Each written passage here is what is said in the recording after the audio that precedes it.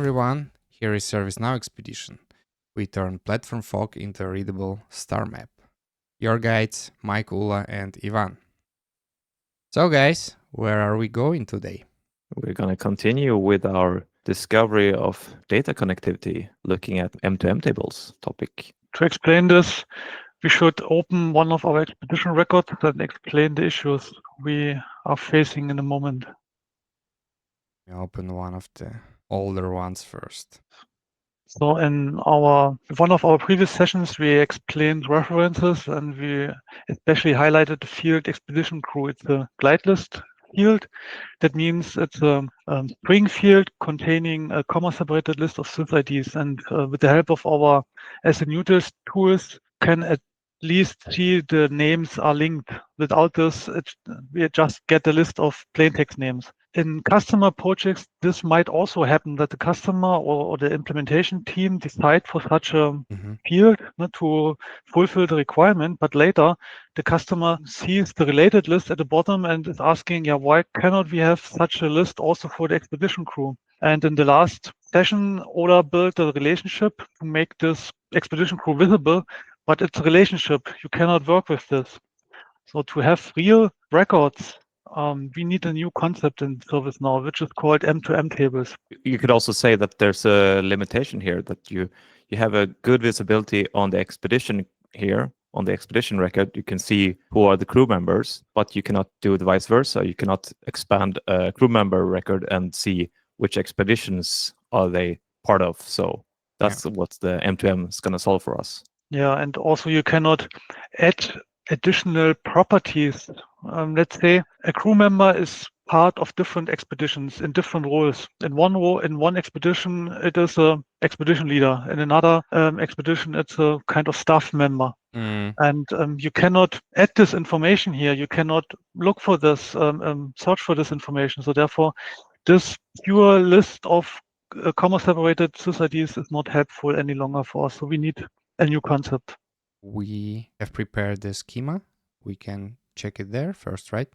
Let me open our draw.io. Here we are. In the previous session, we explained the glide list error, and now it's tracked through because we want to remove this field from the form and add or replace it with another concept. And you will see the new table below expedition crew member. And what you also can see is that this table has two outbound arrows. One side is pointing to the expedition record and the other side is pointing to the user record. So this is a kind of delegator.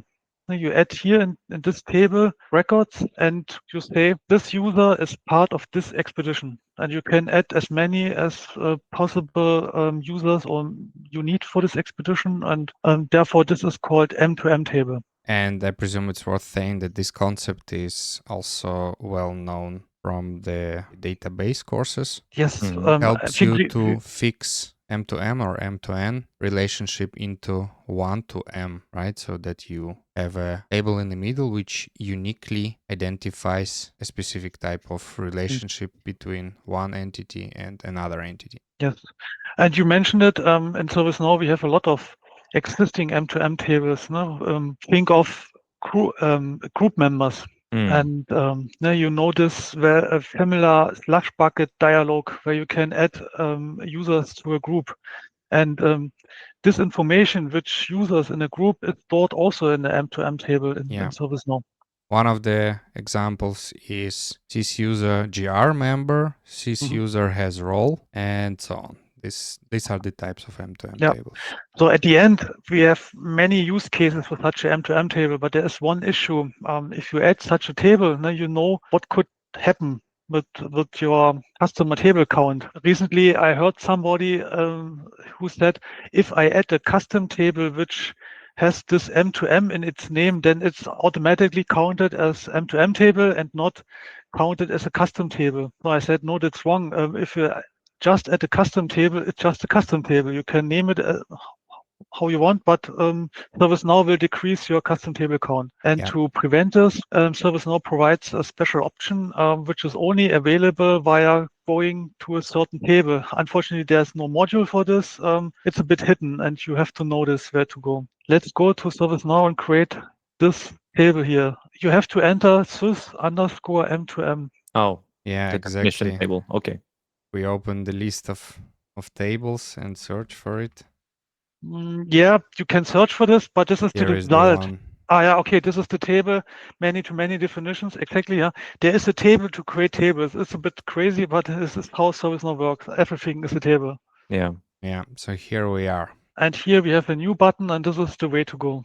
And when you create the table here, then your custom table counter will remain intact. However, if we are talking about additional fields in this table, I heard something that they're only allowed like up to 2 or 3.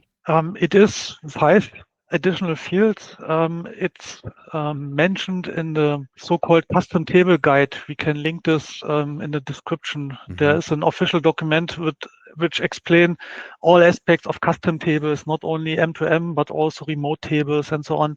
And also in this document is mentioned how many fields you can have, for example, for a CMDB class and so on. All right, so let's create a new one. So what you need to know is that you only have one shot for such a many-to-many definition, because if you create this configuration, you will not be able anymore to delete this. There is a trick, but on a out-of-the-box way, there is no option to delete such a configuration. So therefore, be really sure that you're on the right scope first. Now, I can see we already have selected ServiceNow expedition scope. Yes, because if you choose the wrong scope, you have a problem afterwards. And yeah, the first thing is to select from and to table. At the end, it is the 2 tables we saw in our diagram. So our expedition record on the one side, and on the other side is this user table. Just one trick, you can add an square bracket at the end, and then it's faster to find this user table. Yeah. So now the next thing to be careful about is the name of this many-to-many table. And here we talk about the technical name. What you can also see, there's no label. So we have to change the label afterwards. But for the technical name, you don't want to have such a weird looking name, because later you have to use this in your scripts and you cannot remember anymore. So there's a kind of naming pattern in ServiceNow for many of the M2M tables, and I already prepared this in the diagram. So Yeah, so we are taking this name, yes, this is, and replacing it with the... Yeah, the pattern is the table on the left side, followed by M2M underscores, and then the table on the right side. So on the right side of the form, ServiceNow is providing automatically more information based on the tables you have selected for the from table and for the to table. And here I recommend to leave it as it is. But since you can change the technical name, can you set the technical name to anything? You can, but I made some really bad experiences about this. After transferring an application to another instance, I got some serious problems when I changed the names before. Don't ask me why. I never figured out this. And then I decided to leave it as it is. Because at the end, you can change the labels, and we will change the labels afterwards in some places. So therefore, I prefer this, the proposal here, because the technical name corresponds to the table names, as you can see. Yeah. And this makes it easier to understand how these M2M records work at the end. So therefore, I recommend to leave it as it is. All right. So we're all set. Let's create. Yep. In the background, 2 things will happen. And first, the configuration record is created, and based on this configuration, ServiceNow will automatically create the target table and all the configurations. Unfortunately, ServiceNow is not doing everything for us. As I mentioned, the label is missing. So we have to open this new table here. Unfortunately, there's also no option to open this new table. So you have to take this name into the clipboard and then to open this via the traditional way of entering here and .list. You could also go to Studio IDE. Yeah, exactly. It should appear now in our studio. Yeah. So you see, let me go there first. Yeah, we can try this. And here we are. As you can see, no label, just a technical name. So the first thing is to replace something. I proposed expedition crew member, and you have to use the singular form. Yeah. In ServiceNow. Even ServiceNow is creating sometimes tables in the plural form. It will automatically make the plural out of singular for the labeling. And also the table layout is not the one you want to see here. So therefore, you really want to change the table layout and add at least one additional column in the list view. I mean, we only see the expedition. So, and add the users. So don't be irritated about the plural form here, because it is as what we configured. So therefore, leave it as it is. As for the moment, I will explain why there is a S at the end for the labels. So now we can add already this list to our form as a related list. So this is the third option in ServiceNow for the so-called related list. Now you remember the last sessions, the first option was simple related list for tables which have a parent field. The second option was covered in the last session with the relationships. And the third option for related list is the so-called M2M table. So ServiceNow know that there is an M2M table and will allow us to select them. All right, let me open hamburger menu, configure related list. Users. Yeah, and now you know. That's where the naming convention, which you were setting as a label when you created your M2M, that this could be misinterpreted if you're just setting a generic name like users or whatever. Yeah, and I said I recommend this, and the reason is because I know that you can afterwards change the label. So this is the next thing we will do here, because users is irritating, it's distracting. Please go to the list layout configuration. So, and that's the reason why I recommended to leave the label to users in the standard configuration, because this relationship, let's call it a kind of relationship, M2M relationship, can be used maybe in different contexts. Yeah. And you can change the label depending on the context. Here we talk about crew members, so therefore I prefer going that way. But of course, you also could have changed this already in the M2M configuration So before. if we open the related lists, it's still showing that as a default name, right?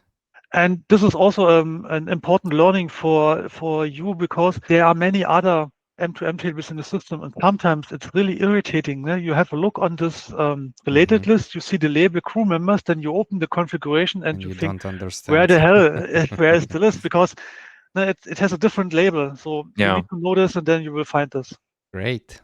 So I presume now we can try and create these two guys as crew members, right? Yeah, but unfortunately, there is a kind of bug. You see the edit button is missing, right? You cannot open this well-known slush bucket, because after changing the label, ServiceNow decided to disable the edit button. This is really weird.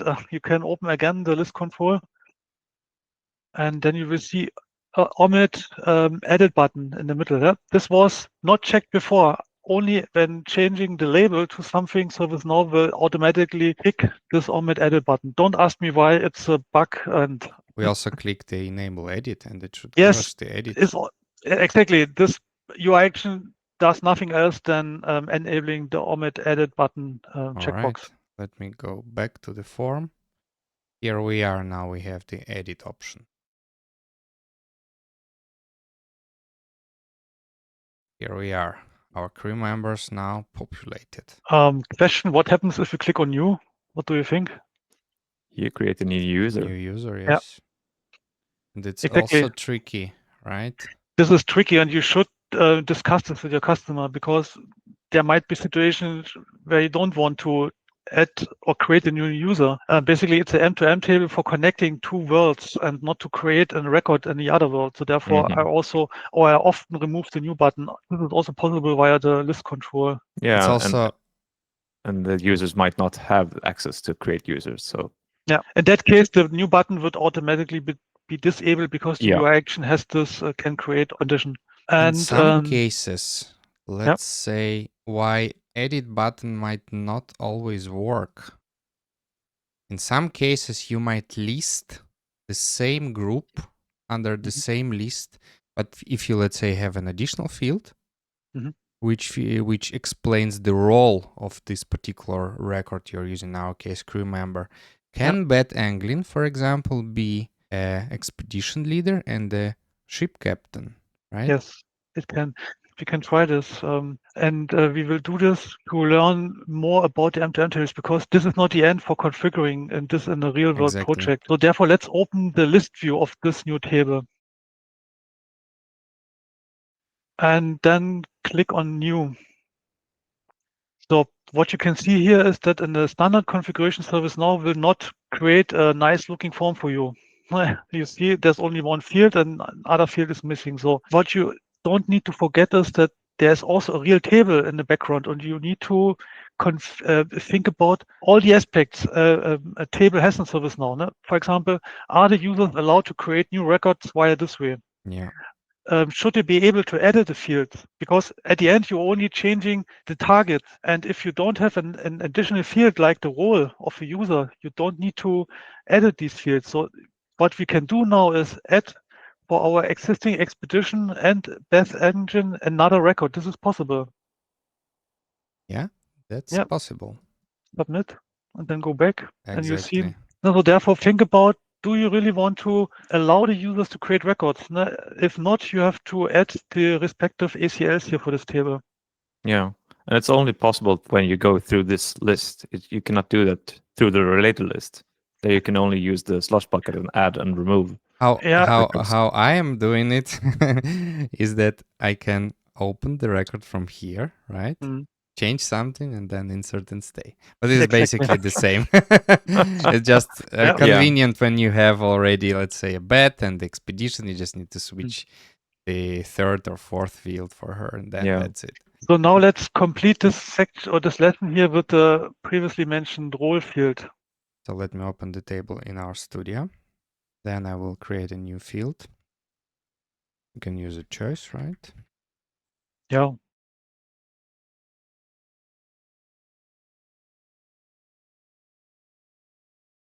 Save it. Now we need to populate the choices.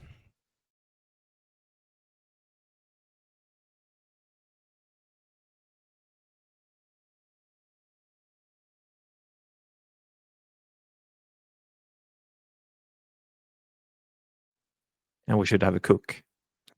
Oh, of course. All right, we have prepared the sequence. Now I just need to go back to the addition crew member form. The form. Oh.